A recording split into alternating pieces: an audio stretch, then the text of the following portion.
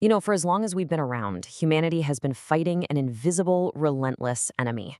It has no army, no weapons, but it has toppled empires and redrawn the map of human history. We're talking about pandemics. So today, let's take a closer look at this ancient and ever-present foe. Let's just start with a number. 200 million. That's the estimated death toll from just one pandemic event back in the 14th century, the one we call the Black Death. It's a number so big it's hard to even wrap your head around, and it's a chilling reminder of what we're really up against. So here's our game plan. First, we're going to look back and trace this shadow through history. Then we'll unpack why our modern world, believe it or not, might be more at risk. After that, we'll get into the global strategy for fighting back. And finally, we'll ask the big question: have we learned our lesson? All right, so to really get a handle on the threat today, we have to go back in time. Pandemics are nothing new. They're this shadow that's followed us for centuries, and when they appear, they often change everything. Just look at this timeline. It's not just a list, it's a pattern of devastation. The Black Death literally remade society in medieval Europe. Fast forward to the 16th century, and diseases like smallpox brought by Europeans caused the collapse of entire civilizations in the Americas. More recently, the Spanish flu of 1918 killed way more people in just 2 years than World War I did in 4. And of course, the AIDS pandemic is a fight we are still in today, a crisis that has already taken 35 million lives. So how did these diseases travel so far and so fast back then? Well, ironically, it was the very things that built civilizations, our trade routes, our armies, our exploration, that also became superhighways for pathogens. The bigger and more connected an empire was, like ancient Rome, the faster a plague could spread. Back then, the speed of disease was literally tied to the speed of a ship or a horse. Okay, so that was then. But today, we've got modern science, incredible medicine, instant communication, so we should be safer, right? Well, here's the unsettling truth. In some really important ways, we're actually more vulnerable than ever. Let's break down why that is. So where do these new threats come from? It all starts with a word you've probably heard a lot: zoonosis. All it means is a pathogen making the leap from an animal to a human. This spillover can happen with farm animals or with wildlife. And here's the key takeaway. Experts are pretty much in agreement that the next big global pandemic, it's almost certainly going to start right here with one of these zoonotic events. To really understand the risk today, you have to think about two different things: spark risk and spread risk. Think of it like starting a fire. The spark risk is the chance of a new pathogen jumping to humans in the first place. The spread risk is how good the kindling is, how fast and how far that spark can travel once it's lit. In the past, spread was limited by a long sea voyage. Today, it's just the time it takes to catch a flight. In our modern world, well, it's basically throwing gasoline on both the spark and the spread. We travel globally, meaning a virus can hop continents in a matter of hours. We're packing ourselves into dense cities, which is the perfect environment for transmission. And as we push further into nature and farm animals more and more intensively, we are dramatically increasing those human-animal interactions where the spark happens. So what does all this risk actually look like in cold, hard numbers? Well, scientists who model these things came up with this pretty startling figure. Now, a 1% chance in any given year might not sound like a lot, but that's the same way we talk about the risk of a major earthquake or a catastrophic hurricane. It's a low probability but incredibly high consequence event that we know, for a fact, is going to happen eventually. And when these events do happen, the numbers are just staggering.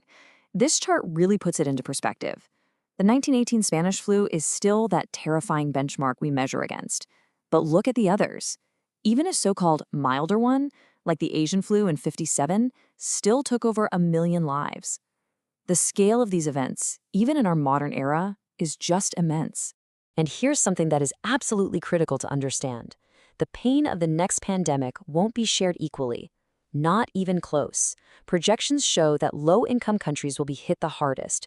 We're talking a quarter of the deaths in just 9% of the population. Their health systems are just more fragile, making them, and by extension all of us, incredibly vulnerable. Okay, so the picture can feel a little bleak, I know. But here's the good news. We are not defenseless. In fact, the global health community has a pretty comprehensive game plan for how to prepare for and fight back against this invisible enemy. So the whole strategy really starts with this core idea called One Health. And it's actually pretty simple. It's this recognition that you can't protect human health by itself. The health of people, the health of animals, and the health of our planet are all completely intertwined. It's about preventing the fire in the first place, not just getting good at putting it out.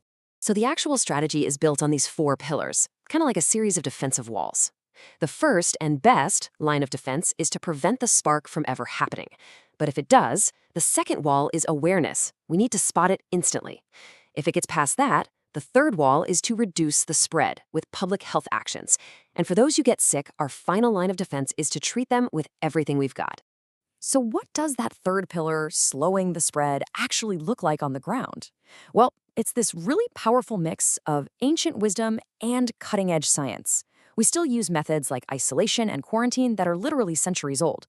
But now, we combine them with things like social distancing and, of course, our modern marvels, powerful antiviral drugs and vaccines developed at incredible speeds.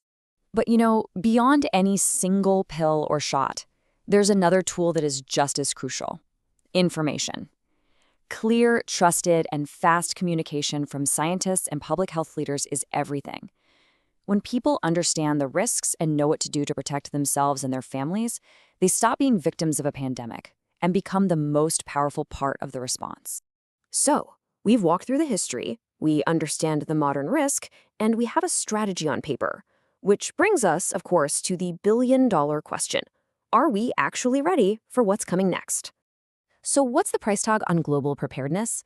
Well, according to one major international report, this is it: $4.5 billion. That's the additional investment needed every single year to get the world up to a basic level of readiness. Things like stronger health systems, better surveillance, and funding for new research.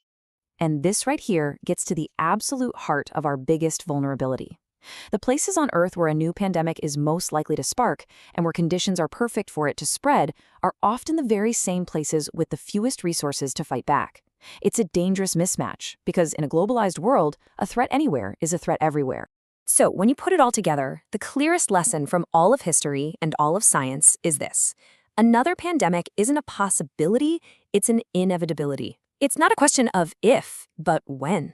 So after everything we've looked at today, the question isn't just for our leaders or our scientists, it's for all of us. Are we ready? Thanks so much for joining me for this explainer. All the insights we talked about were drawn from the incredible work of the researchers and institutions you see here.